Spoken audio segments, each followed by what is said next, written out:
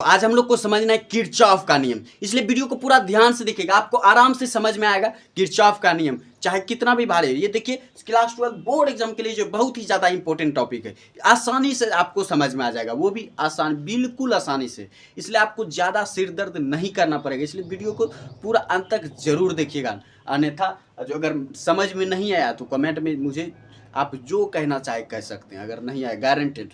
तो चलिए समझते हैं किरचॉफ का नियम। पहला नियम देखिए क्या कहता है, संधि का नियम। संधि यानी जोड़। आप घर में भी तार जोड़ते होंगे, तो जब आप घर में तार जोड़ते हैं तो मान लीजिए आपने दो तारों को एक साथ जोड़ा, ये हमने दो तारों को एक साथ जोड़ा, यहाँ से भी आप कुछ और तार को जोड़ देते होंगे। तो देखिए संधि का नियम क्या कहता है, किरचॉफ का पहला नियम क्या कहता है कि किसी बिंदु पर जितना धारा आएगी उतनी ही धारा जाएगी। यानी मान लीजिए ये दोनों मिलकर जो 20 एम्पियर की धारा इस बिंदु पर रहेगी, जोड़ने के बाद धारा यहाँ पर जुट के आएगी, यहाँ पर दोनों मिलकर जो है I1 धारा और I2 धारा दोनों मिलकर जो 20 एम्पियर धारा इस बिंदु पर आए।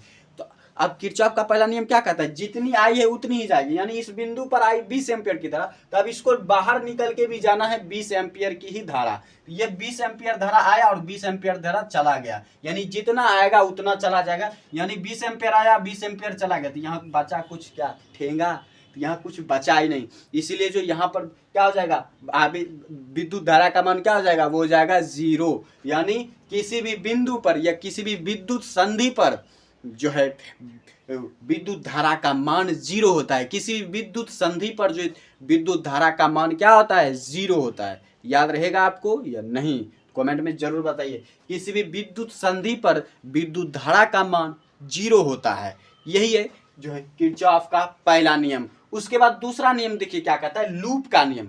लूप देखिए किसको कहते हैं, लूप कहते हैं किसी भी बंद परिपथ को जो किसी भी दिशा में खुला नहीं होता। जैसे आप ये देख रहे हैं तीनों दिशा में जो ये त्रिभुज के तरह है और बंद है, किसी भी दिशा में ये खुला हुआ नहीं है, तो इसीलिए जो ये लूप कहलाता है। किसी भी बंद विद्युत परिपथ को हम लूप कहते हैं।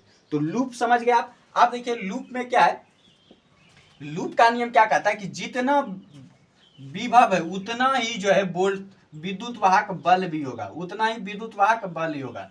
यानी किसी भी बंद लूप में जो कुल विद्युत वाहक बल जो है कुल वोल्टता के बराबर होता है। यानी जितना भी वोल्टता होगा उसका योग और जितना भी विद्युत वाहक बल होगा उसका योग, दोनों का जोड़ बराबर होगा। यानी विभव का जोड़ और जो है विद्युत वाहक बल का जोड़ वो बराबर होगा। तो यानी देखिए V1 V2 V3, यानी V1 plus V2 plus V3 बराबर क्या हो जाएगा, ε1 प्लस ε2 प्लस ε3। क्योंकि एप्सिलॉन क्या है, एप्सिलॉन है विद्युत वाहक बल, और विभव क्या है, विभव है वो भी, यानी इसको हम वोल्टता भी कहते हैं। विभव के जगह आप वोल्टता भी यूज कर सकते हैं। किसी भी बंद लूप में जो है, किसी भी लूप में जो कुल वोल्टता जो कुल विद्युत वाहक बल के बराबर होता है। ये क्या होता है, लूप का नियम।